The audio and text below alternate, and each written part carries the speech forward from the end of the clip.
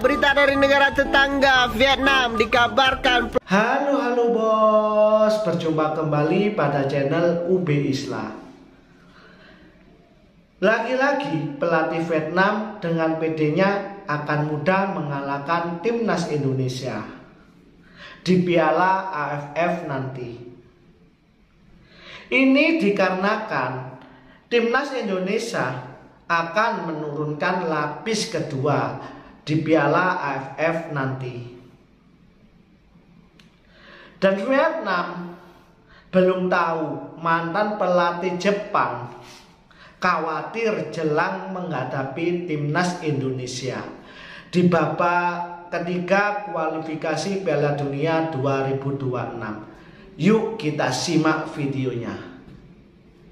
Ya, berita dari negara tetangga Vietnam dikabarkan pelatih Vietnam akan melihat timnas Indonesia melawan Jepang dan Arab Saudi jelang persiapan mereka menghadapi Piala AFF. Ya, sangat lucu, sangat lawak Vietnam ini. Kenapa? Ya, karena PSSI kabarnya tidak memberikan target yang muluk kepada Sintayong dan membebaskan Sintayong untuk memakai pemain U23 ataupun tidak. Artinya bukan skuad utama di Piala AFF kali ini. Ya, Vietnam, ayo Vietnam, nonton saja nggak apa-apa. Karena itu pemain inti, sedangkan di AFF nanti adalah pemain pelapis. Gimana nih menurut kalian? Tulis di kolom komentar. Let's go. Ini mantan pelatih Apa yang dikhawatirkan? Indonesia semakin kuat, skillnya semakin bagus.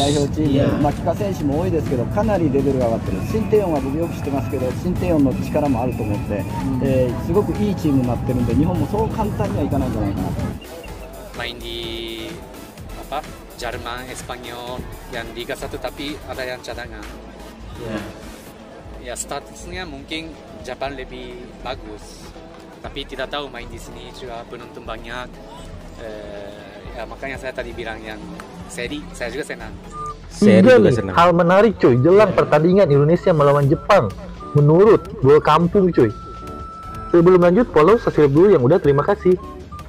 Jadi sambil menunggu nih update terbaru tentang timnas cuy, kita bahas ini dulu aja cuy. Yang pertama nih, Jepang belum terkalahkan di kualifikasi Piala Dunia 2026 cuy. Jepang nih sebagai rajanya Asia sudah menjalani 10 pertandingan. Memulai nih dari ronde kedua dan kini menjalani ronde ketiga. Mereka mencatat 9 kemenangan dan 1 kali imbang cuy. Kedua nih, Indonesia fun fact-nya dulu pernah cuy mengalahkan Jepang. Ya, walaupun 40 tahun yang lalu, lebih tepatnya tanggal 24 Februari 1981 cuy, lawan Jepang. Tapi itu dulu waktu Jepangnya belum masa jaya cuy. Terakhir pertemuan Indonesia pas kemarin Piala Asia, kita kalah 3-1 cuy. Yang ketiga nih, skuad Garuda termasuk tim yang inferior. Dari nih 16 kali pertemuan, Indonesia dulu pernah menang 5 kali dan kalah 9 kali. Sisanya imbang cuy 2 kalinya. Ya, walaupun kebanyakan pertemuan terakhirnya di bawah tahun 2000-an cuy. Ini bisa menjadi bukti nih, dulu timnas Indonesia juga inferior cuy di Asia.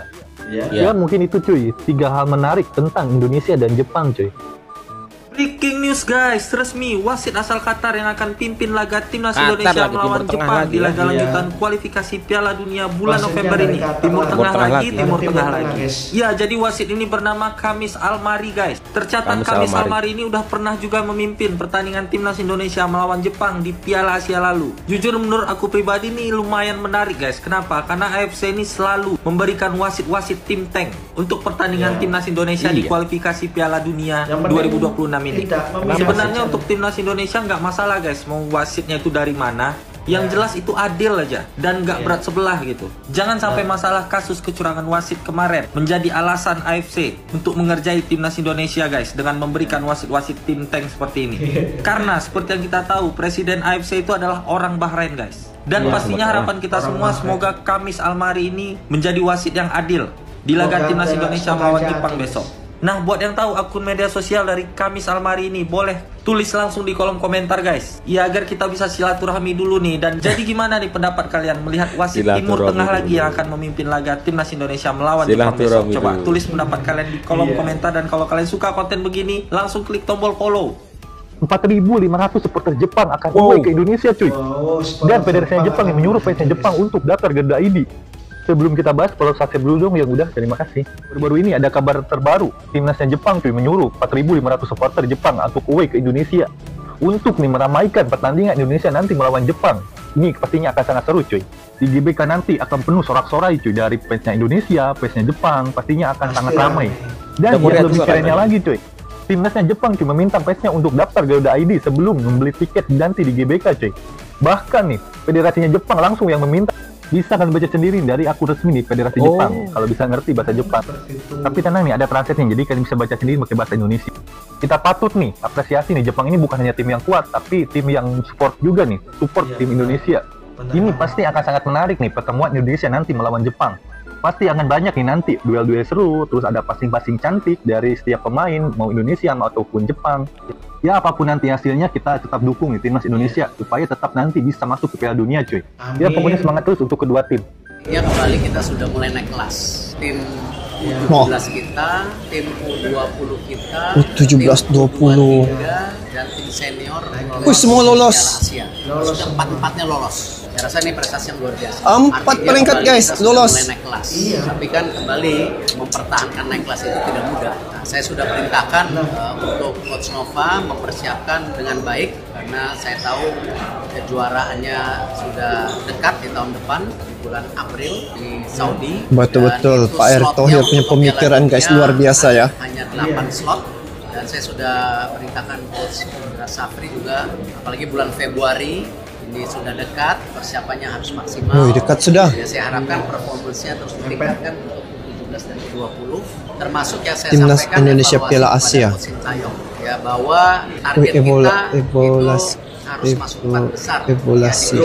Jadi tidak ada tawar-menawar. Kita lihat nanti bagaimana maksimal untuk pertandingan 2 pertandingan kandang ya lawan Jepang dan lawan Saudi.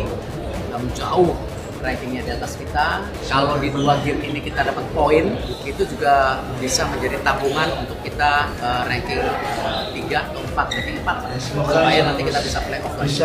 Akhirnya STY semalam manggil nama-nama untuk laga lawan Jepang sama Arab Saudi. Ada sekitar 5 perubahan. Kita lihat siapa aja. Yang pertama nggak ada nama Hernando Ari karena kabarnya dia cedera. Tadi malam pas Persebaya main dia juga nggak mainkan, jadi dia diganti oleh Riyadi. Ya tapi ini nggak pengaruh kali ya karena kalau Bang Pais sehat walafiat, nggak cedera nggak apa, dia pasti main di 2 laga. Defender ini juga menarik, ada nama Yance Sayuri sama Yakob Sayuri. Kita butuh kali Yakob karena dia punya speed. Di laga lawan Bahrain lawan Cina tuh kita banyak kali peluang counter, cuman karena pemain depan kita kalah speed, jadi kita butuh Yakob Sayuri. Asnawi katanya cedera jadi nggak dipanggil. Wahyu Pras juga entah cedera entah apa nggak dipanggil, dan Justin Hapner preman kita udah kembali lagi ke squad. Ya ini nggak usah khawatir lah kita masalah pertahanan. Paling nggak kita bisa berdoa nggak kebantai sama Jepang aja.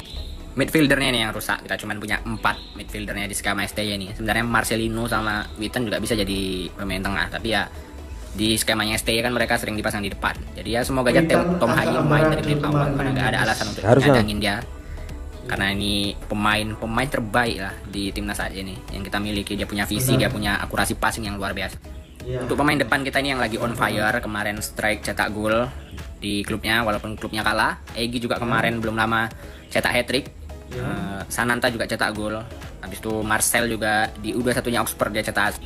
Eliano juga akhirnya dipanggil ya. Ini semalam yang ngomong dia gak masuk taktik, gak masuk apa mungkin ya, cuma digoreng-goreng berita aja. Ya semoga STY mau nyoba lah Eliano untuk main di posisi depan. Ada nama Ramadan Sananta yang masuk gantiin Dimas Derajat yang kayaknya cedera. Habis itu Marek Rizaldi juga lagi cedera. Sayang kali ya karena Marek Rizaldi ini mobilitasnya luar biasa, kinerjanya luar biasa, cuman karena cedera kayaknya jadi dia nggak dipanggil. Buat hoki yang nggak tahu lah, nggak pernah nonton, tapi buat Witan sebenarnya dia pemain bagus walaupun semalam di 2 laga semalam hancur-hancuran. Cuman mungkin itu karena tandemnya Asnawi nggak cocok ya. Karena Witan ini pemain yang punya visi, punya 1-2 yang bagus. Kita bisa lihat pas lawan Arab Saudi dia main ya bagus pas tandemnya Sandiwar sama Tom Haye. Baru pas di Piala Asia U23 juga dia kan salah satu pemain yang ngegendong, bersinar lah. Kevin Dix juga sayang kali ya belum bisa main karena DPR lagi sibuk ganti kursi ya. Mungkin dia main nanti di Maret. Tapi semoga aja kita lawan Jepang nggak kebantai aja udah bagus. Syukur-syukur kita bisa nahan imbang, itu udah luar biasa kali. Dan lawan Arab Saudi kita wajib menang karena Arab Saudi juga lagi pergantian pelatih, jadi lagi nggak bagus lah skuadnya. Dan di leg pertama lawan Arab Saudi juga kita kan punya potensi, kita bisa cetak gol, kita bisa ngimbangi permainan mereka. Jadi di GBK mungkin aja kita bisa nyuri 3 poin lawan Saudi. Gini guys, pelatih Vietnam dengan PD-nya akan mengalahkan timnas Indonesia dikarenakan rencana timnas Indonesia yang mengirim skuad lapis kedua di Asian Cup 2024 mendatang.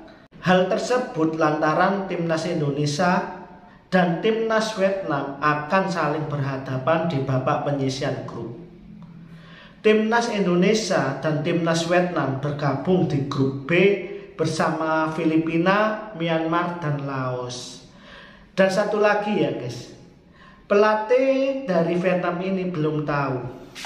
Pelatih dari Jepang aja, mantan pelatih dari Jepang aja khawatir menjelang menghadapi timnas Indonesia di kualifikasi Piala Dunia 2026 mendatang guys. Kok bisa-bisanya pelatih Vietnam ini dengan nada entengnya bisa mengalahkan timnas Indonesia? Yuk kita lihat di Piala AFF nanti ya guys. Apakah benar omongannya pelatih Vietnam ini? Kita buktikan.